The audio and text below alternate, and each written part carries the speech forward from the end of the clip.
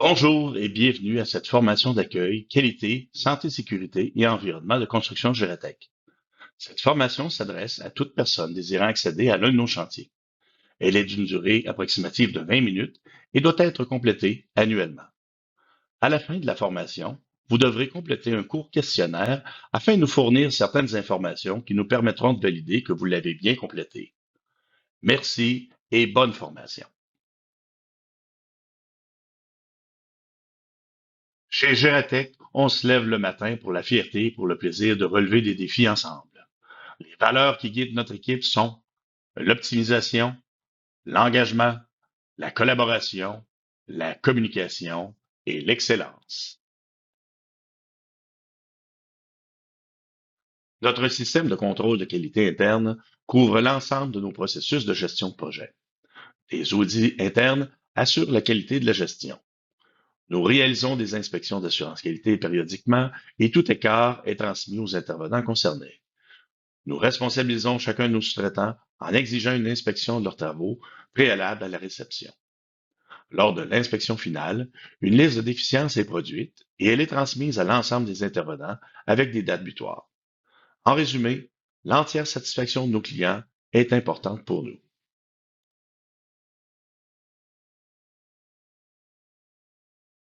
L'industrie de la construction est en grande transformation et les entreprises désirant se démarquer doivent assurément prendre le virage technologique afin d'améliorer leur façon de faire, optimiser leurs processus et ajouter de la valeur à leur réalisation. Construction Gératec est constamment à l'affût d'opportunités d'améliorer ses pratiques. Aussi, notre équipe a résolument pris un virage vers des solutions de gestion numérique novatrices. Nos partenaires professionnels et sous-traitants sont invités à utiliser ces meilleurs outils de gestion dans leurs activités respectives. Construction Gératec dirige ses activités d'une manière qui protège la santé, la sécurité et l'intégrité physique de tous les membres de son personnel, de ses clients et partenaires, ainsi que de l'ensemble des personnes ayant accès aux différents sites sous sa responsabilité. De manière responsable, nous recherchons l'amélioration continue de notre performance par l'application, le suivi et la mise à jour de nos objectifs en santé et sécurité du travail.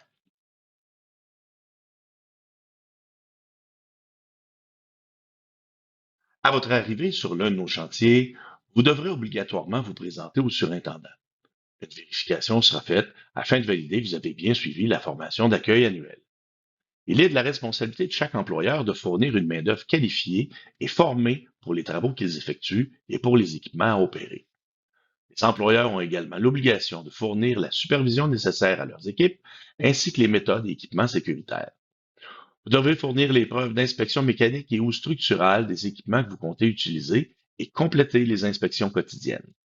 Finalement, le surintendant vous fera part des particularités du chantier en vous expliquant notamment le plan de circulation, l'emplacement du point d'assemblement et des trousses de premiers soins, ainsi que le fonctionnement du comité de chantier s'il y en a un. La circulation de véhicules sur un chantier représente un risque de blessure grave pour toute personne se trouvant à proximité. Les véhicules lourds sont des véhicules de grande taille et les angles morts limitent la capacité des opérateurs de voir tout ce qui se passe à proximité. Il faut donc vous assurer de vous tenir à bonne distance et de garder le contact visuel avec les opérateurs. Le port d'un vêtement orange haute visibilité est exigé dès que des véhicules sont présents. Nos plans de circulation prévoient des voies de circulation, zones de recul ou encore la présence de signaleurs de chantier ainsi qu'une limite de vitesse de 10 km/h. Les travailleurs doivent obligatoirement utiliser les passages piétonniers. Finalement, seuls les véhicules de service sont autorisés sur nos chantiers et les véhicules personnels doivent être stationnés dans les endroits désignés à cet effet, sans exception.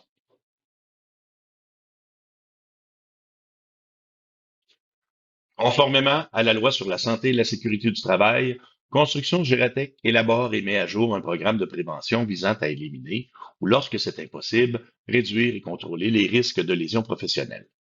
Le programme de prévention est disponible en chantier auprès de nos surintendants et coordonnateurs en santé et sécurité, ainsi que sur la plateforme d'échange STAC. Chaque employeur dont Gératec retient les services doit nous fournir son programme de prévention contenant les méthodes, équipements et responsabilités en santé et sécurité. Il doit également s'engager par écrit à respecter celui de Gératec. Gératec doit coordonner l'ensemble des travaux de manière à ce qu'ils se déroulent en toute sécurité. En cas de doute sur les règles et méthodes à suivre, c'est le programme de prévention de Gératec qui doit être appliqué.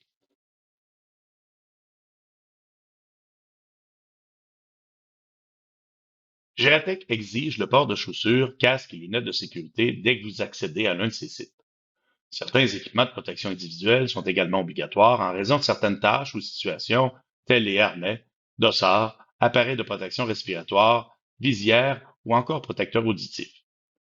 Rappelons que s'il est de la responsabilité des employeurs de fournir gratuitement les équipements de protection individuelle, il est de la responsabilité des travailleurs de les porter.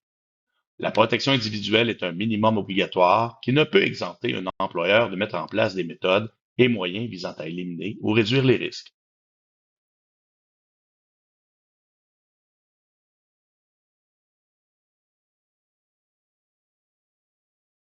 La CNESST oriente ses interventions en fonction de priorités s'articulant autour de tolérance zéro, considérant les risques importants qu'ils représentent sur les chantiers. Ces 9 risques sont les chutes de hauteur de plus de 3 mètres, les chutes à partir d'une échelle, les contacts avec une pièce en mouvement d'une machine, l'électrisation avec une ligne électrique aérienne sous tension, l'effondrement d'un échafaudage, l'effondrement des parois d'un creusement non étançonné, l'exposition aux poussières d'amiante et de silice, ainsi que les roches instables.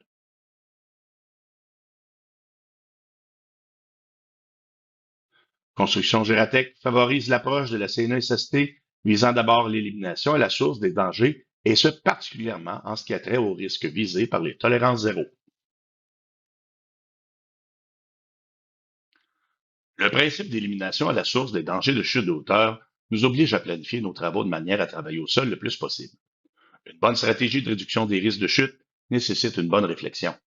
Il faut planifier nos ouvrages en utilisant des équipements sécuritaires tels des plateformes élévatrices à ciseaux ou télescopiques ou encore des échafaudages. Ces équipements doivent être assemblés, utilisés, entretenus et inspectés selon les exigences des fabricants. Une bonne stratégie peut aussi être d'utiliser des moyens de protection collectifs tels les garde-corps ou lignes d'avertissement. Bien installés, ces moyens permettent de travailler en hauteur en toute sécurité. Il convient dans bien des situations d'établir un périmètre au sol là où des matériaux risqueraient de tomber de haut. De plus, les échelles devraient uniquement servir à accéder à un point de travail en hauteur. Rappelez-vous finalement qu'un harnais ne sert habituellement pas contre les chutes, mais uniquement à éviter que ceux qui le portent ne tombent au sol. Ce moyen est donc de dernier recours et il faudra démontrer que vous avez épuisé tous les moyens possibles.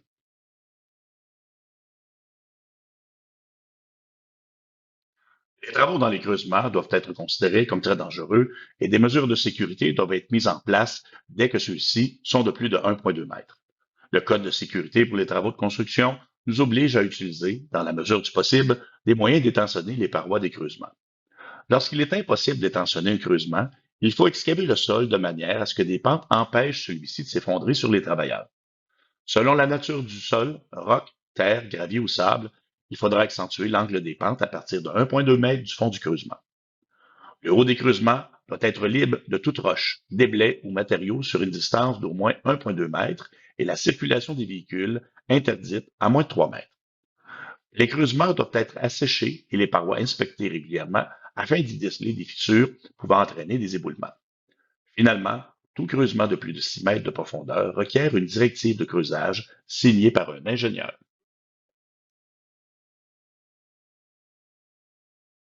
Les lignes électriques à haute tension sont extrêmement dangereuses et il faut s'en tenir loin en tout temps. Avant de débuter des travaux dans un tel environnement, il est obligatoire d'obtenir une convention auprès du service de distribution d'électricité. Il faudra fournir tous les détails nécessaires à l'analyse de risque, équipements à utiliser, dimensions, durée des travaux, etc. Alors que le service de distribution d'électricité mesurera la hauteur des lignes, il fera des recommandations. Il faudra peut-être revoir les méthodes de travail. Il sera possible dans certains cas d'obtenir une désalimentation ou encore une protection de la ligne. La convention obtenue doit être acheminée à la CNESST avant le début des travaux. En résumé, aucun travail à proximité des lignes électriques n'est permis sans convention.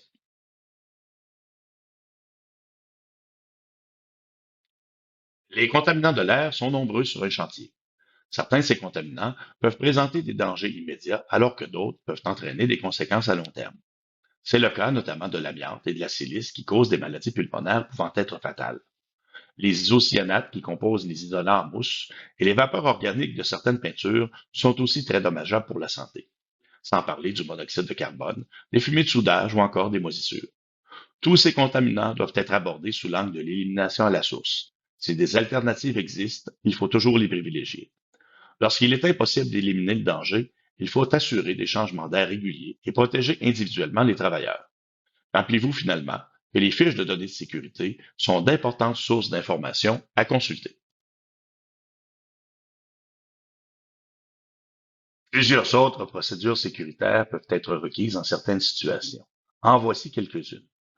Les travaux en espace clos qui requièrent une analyse de risque, une procédure de travail, la formation du personnel, l'émission de permis, la présence d'un surveillant et la planification des mesures de sauvetage.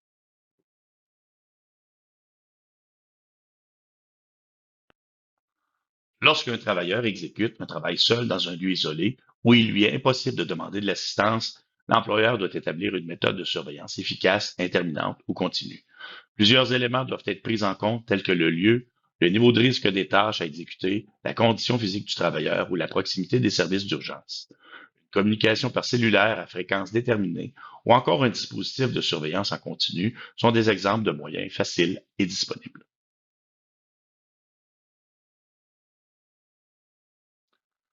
Les interventions sur les équipements d'un bâtiment ou encore à proximité de machines de production peuvent vous exposer à des énergies non contrôlées très dangereuses. Lorsqu'il est question de cadenassage, on pense souvent aux sources électriques. Il faut toutefois aussi considérer comme dangereuses les énergies mécaniques, pneumatiques, hydrauliques, chimiques, nucléaires, thermiques et gravitationnelles.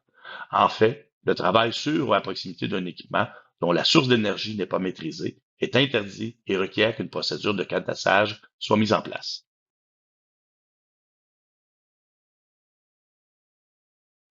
Les travaux produisant des étincelles, flammes ou encore une grande chaleur sont considérés dangereux pour les travailleurs et les installations. C'est ce qu'on appelle les travaux à chaud. Soudage, brasage, meulage, utilisation d'appareils de chauffage sont des exemples de travaux à chaud. Comme tout risque, il est nécessaire de mettre en place des moyens de contrôle efficaces, et la meilleure stratégie demeure l'élimination à la source du danger. Lorsqu'il n'est pas possible d'éliminer le risque, il est obligatoire d'obtenir un permis de travail à chaud auprès du surintendant de Géretec. Avant la remise du permis, le surintendant s'assurera que toutes les mesures de sécurité ont été mises en place. Il faudra également assurer une surveillance pendant et ou après les travaux.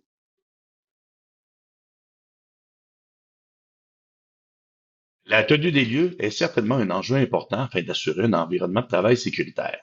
Par ailleurs, tous conviendront qu'un chantier propre, ordonné et non encombré rend le travail plus agréable et facilite les travaux. La collaboration de tous les intervenants est requise afin de maintenir une excellente tenue des lieux sur nos chantiers. En conséquence, évitez d'encombrer les couloirs, escaliers et accès. Déposez vos matériaux sur des chariots ou palettes de manière à faciliter leur déplacement. Suspendre ou protéger les rallonges électriques. Ramasser les rebuts et en disposer dans les conteneurs appropriés pour valorisation. Ramasser la poussière et débris sur le sol. Au final, c'est la responsabilité de tous de maintenir le chantier propre et à l'ordre.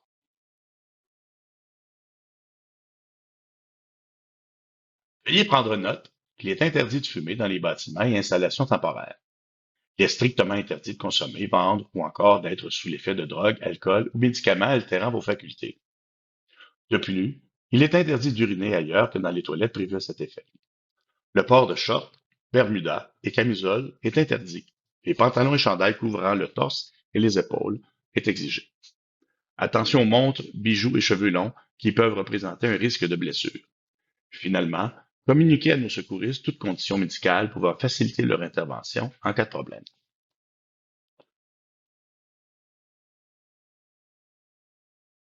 Malgré nos efforts de prévention, un incident n'est pas impossible. Nous considérons comme des incidents devant être rapportés, documentés et enquêtés les accidents avec blessures, les presque accidents, les premiers soins, les dommages matériels et les incidents environnementaux. Tous les incidents présentés précédemment doivent être rapportés au surintendant de Gératec dans les 24 heures afin d'être documentés et enquêtés et pour que nous puissions mettre en place les mesures correctives appropriées.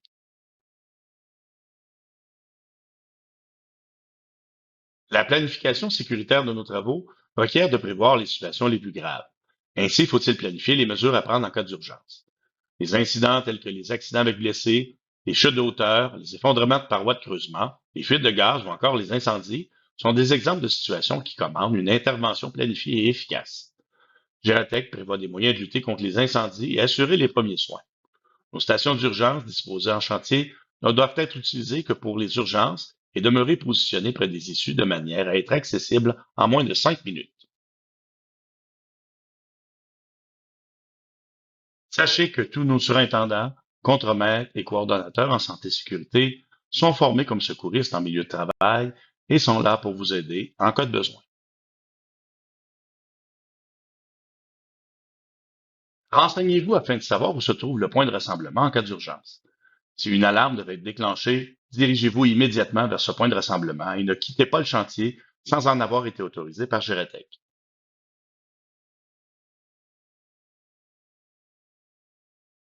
Construction Gératec sollicite la collaboration de tous afin d'identifier et signaler les risques sur ces chantiers. En scannant le code QR de l'autocollant remis et apposé sur votre casque, vous pourrez nous communiquer rapidement tout enjeu important. Cette solution simple et pratique nous permet d'agir tous ensemble afin d'améliorer notre performance en matière de qualité, santé, sécurité et protection de l'environnement.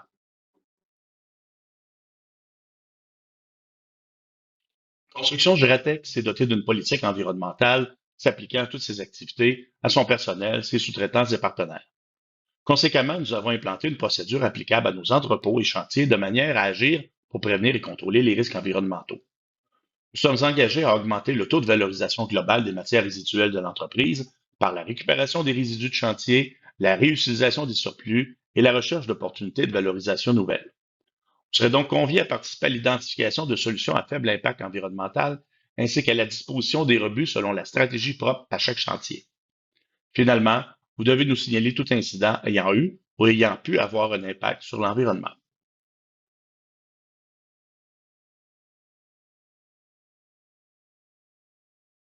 Construction Gératec s'engage à prendre les moyens raisonnables pour offrir un milieu de travail exempt de toute forme de harcèlement, protéger la dignité ainsi que l'intégrité psychologique et physique des personnes.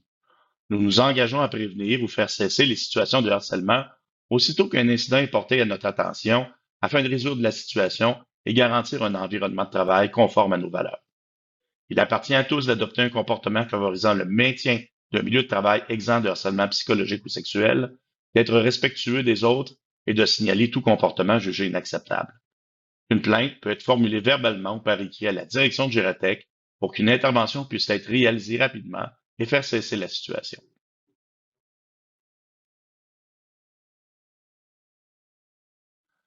Construction Gératec doit prendre tous les moyens nécessaires afin d'assurer la santé et la sécurité des personnes accédant à ces sites. Nos devoirs en matière de prévention afin d'assurer notre diligence raisonnable sont prévoyance, efficacité et autorité. Nous avons confiance en nos stratégies et moyens d'action en santé et sécurité du travail et pour aucune considération nous ne pouvons permettre que quiconque y déroge. En ce sens, les personnes qui contreviennent aux règles de sécurité de Gératec s'exposent à ce que nous exercions notre devoir d'autorité et appliquions les mesures disciplinaires appropriées.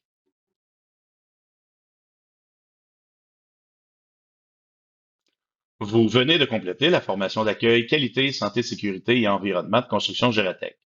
Nous sommes très heureux de pouvoir vous compter prochainement parmi ceux et celles qui participent à la réalisation de nos projets. Nous croyons que cette formation vous aura permis de constater à quel point nos engagements à votre égard, à l'égard de nos clients et de l'environnement sont importants pour nous. Nous vous rappelons que l'atteinte de nos objectifs requiert votre entière collaboration. Rappelez-vous qu'en matière de qualité, santé, sécurité et protection de l'environnement, nous ne faisons aucun compromis. À la fin de cette formation, vous devrez scanner à l'aide de votre téléphone un code QR qui vous dirigera vers un court questionnaire afin d'y indiquer certaines informations qui nous permettront de confirmer votre formation d'accueil. Celle-ci sera valide pour l'année en cours et devra être refaite avant votre réaffectation sur l'un de nos chantiers l'an prochain. À votre arrivée en chantier, présentez-vous au surintendant de Gératec afin qu'il valide votre formation et vous remette un autocollant à apposer sur votre casque. En terminant, nous vous remercions de votre participation à cette formation et vous souhaitons la bienvenue sur nos chantiers.